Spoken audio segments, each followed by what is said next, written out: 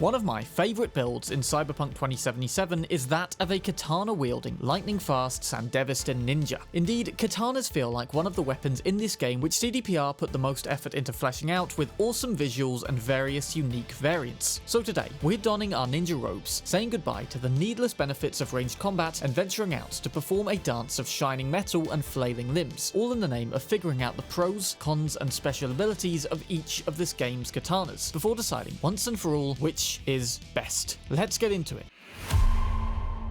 Just as I do when ranking the guns, let's start off by outlining the exact build I've opted for when trying out each of these katanas. Now, I must admit, this wound up becoming a little more complicated than usual. You see, I usually spec pretty heavily into most of the benefits and perks, allowing my gameplay to look pretty satisfying by incorporating all the various cool abilities. Problem is, when it comes to katanas, these things are already so freaking powerful that by designing a perfect build around them, I was killing everybody, with one swing at the game's hardest difficulty. How the hell was I supposed to register the differentiating qualities of these blades when they all achieved the exact same goal in the exact same way? So as a differentiation from the norm, I spec'd only into blade perks which I thought would make a real difference to gameplay. This improved the situation somewhat, but I couldn't ignore the fact that katanas are just pretty similar in terms of gameplay, what with them all being the same item pretty much. And therefore, some of the ranking consideration will simply have to come down to looks and the context surrounding these blades. Anyway, I then spec'd as usual into 18 tech for legendary crafting, as well as 20 cool, since there are both some very cool ninjutsu and cold blood perks in this tree, which fulfill our role as an all-powerful ninja. What's more, I decided to go with the Militech Sandevistan for once, as it has the highest boost for crit chance, which will come into play later with some of the blades. Anyway, now that that slightly more lengthy build explanation is out the way, let's get on to these awesome looking katanas.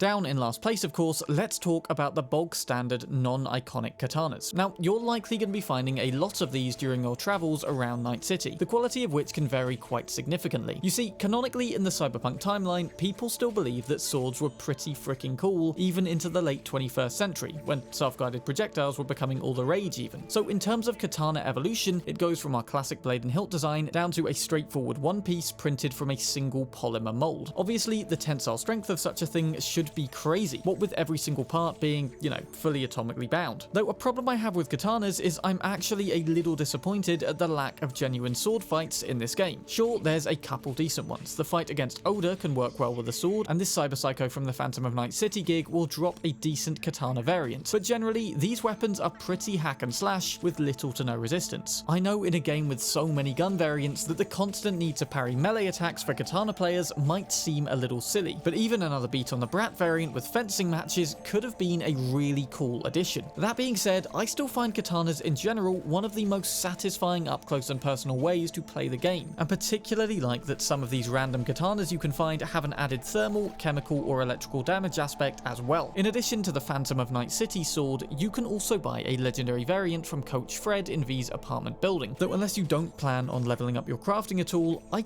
don't really see why you'd bother.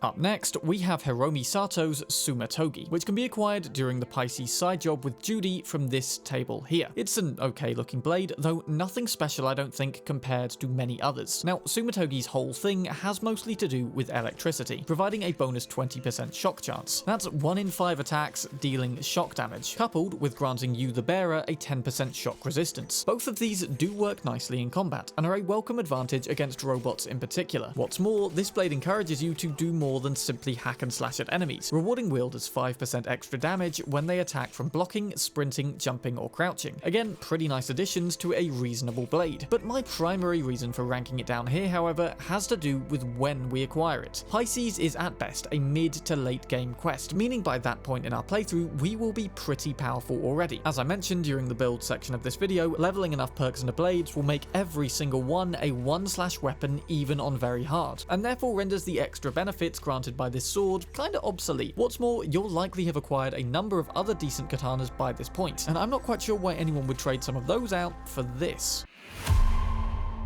Going from a late game katana, Black Unicorn for most of you is likely the first katana you'll have come across during your playthrough. It's awarded to V-Stash at the start of the game for all those who linked the platform they're using to GOG, or just straight up own the game via GOG Galaxy. This was pretty straightforward for me because despite owning Cyberpunk through Steam, I apparently had to create a GOG account back in 2015 after I bought the physical copy of The Witcher 3 back then. I guess owning physical game copies still took place 8 years ago. Speaking of The Witcher, this sword is indeed one big old reference to that franchise, with the blue runestones inscribed on the blade indeed being Witcher runes. This in spite of the fact that longswords are the blades we use in The Witcher, and I don't think that series has ever featured a single katana. Still, I guess CDPR were on a time crunch as it was, and designing a whole new sword type for one game weapon probably wasn't at the top of their priority list. As a starter weapon, this I find to be the most powerful thing in my starter arsenal, and really excellent for very early game. Provided you can get up close to one enemy at a time, you'll most likely dispatch them quicker with this thing than any of the starter guns, with a bonus of 0 ammo cost. A problem I found upgrading this one, however, is that it doesn't really upgrade in the traditional sense by simply crafting it into a higher tier model. Instead, performing 5 actual upgrades will turn it to epic tier, with a further 7 from that turning it to legendary. This is all well and good if you do it from early game, so early players take note. However, in my case, upgrading at a higher level, I just wasn't permitted to upgrade the sword enough times to level it up like that. And even attempting to solve this with console commands, you know, for the sake of the video, seemed to get pretty messy. So I'm sorry, but this is gameplay with the rare tier only, which in fairness is still very powerful. And I realized when one slicing enemies with this thing and all the blade perks that I was in a bit of trouble here. If anything though, it is just a very nice looking blade, and swinging glowing runes about the place as you hack through enemies is a nice way to bring a little of the Witcher franchise into Cyberpunk. Scalpel is yet another katana with a focus on electrical damage, and has a 10% chance to shock. Looking at the design here, we can see it's kind of modelled on a piece of medical gear, with the light blue handle heavily reminding me of the same colour seen throughout hospitals. However, the surgical precision aspect is taken even further, with a 50% crit chance boost and a 100% chance to bleed added in when wielding this blade under the effect of a Sandevistan. Couple that up with some other perks and items that boost crit chance, and this thing becomes a constant crit hitting, blood drawing machine when used in conjunction with a low cooldown Sandevistan. What's more, this weapon can even be acquired pretty early on in the game. After first speaking with Rogue at Afterlife and exiting her booth, we'll be greeted by a guy named Dennis, claiming he has a job for us and doesn't want to go through a fixer. Accepting will trigger the Big in Japan side quest and involves rescuing a man named Hariyoshi Nishikita from some tiger claw infested slums. Be warned though, that this quest involves having to carry the dude, and investing in the transporter perk after reaching 12 body, which allows you to shoot a pistol whilst carrying someone, does serve as a nice time saver for this quest. Equally, you could just put him down, deal with the tiger claws, and then walk him out of there if you don't want to wait. It serves as a very decent sword to acquire early on, since it's a great weapon to use in other sword fights like the Phantom of Night City or the battle with Oda, which we'll get to in a bit.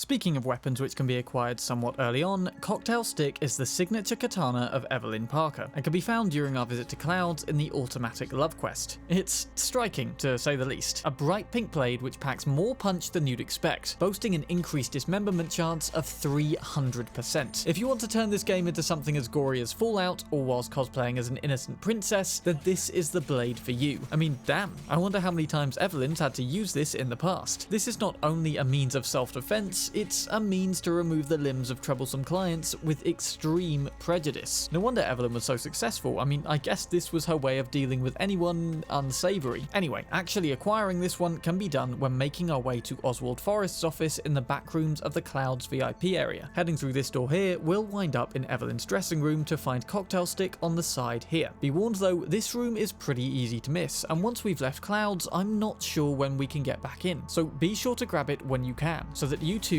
can ruin the lives of any who try to mess with you. At number 3, we have Satori, the personal katana of the Emperor himself, Saburo Arasaka. Satori is a Buddhist term meaning awakening, specifically the idea to comprehend or understand something previously incomprehensible. As the Emperor's personal blade, this one sports a much more traditional katana look, which I kind of prefer, to be honest. That's because this blade was apparently forged during the first half of the 20th century, and is thus probably over 150 years old at this point. Now, that age does certainly show in some sense, with a 20% reduction to the blade's base damage. However, this blade's age, and likely manufacture by use of ancient smithing techniques, does also give it an insane unique advantage over modern counterparts, that being a 500% damage boost when landing crit hits. Now, as I mentioned with Scalpel, there's a number of items and perks which can boost our chance for a crit hit, from certain blade perks like Blessed Blade to face clothing mods, cyberware, and Sandevistance, all of which combined can raise our crit hit chance to near 100% depending on what you can and can't equip. Now, for many, doing a build like this can make the Satori the most powerful weapon in the game, though despite this, it is not my number one, for several reasons. Firstly, boosting crit chance can come at the expense of other arguably more interesting upgrades, and second, katanas are already so bloody powerful that there's really no need to do this even at the hardest difficulty. But the most important third, I'd guess many people miss this one and don't have it anyway, since the game doesn't hint us towards its location by any means. During the heist, after everybody leaves the room, T-Bug directs us to leave via this door over here. After the door opens and she gets killed, every part of the game is indicating to us that we have to imminently leave via this door. But we actually have the option to do this. Head upstairs and out onto the landing pad roof and we can reach Subaru's AV. Stealthily take out the two guards and we can actually open the door. The car of course won't fly us out, though we can retrieve the Satori Katana and an encrypted datapad. Now interestingly, this thing is Subaru's diary entry, in which he discusses how he might have actually leveled Night City to the ground had Hanako not talked him out of it. Maybe Yorinobu isn't such a bad guy after all then, and might have done the world a favour. Either way, being able to claim that you're wielding the sword of somebody called the Emperor is definitely a pretty cool concept.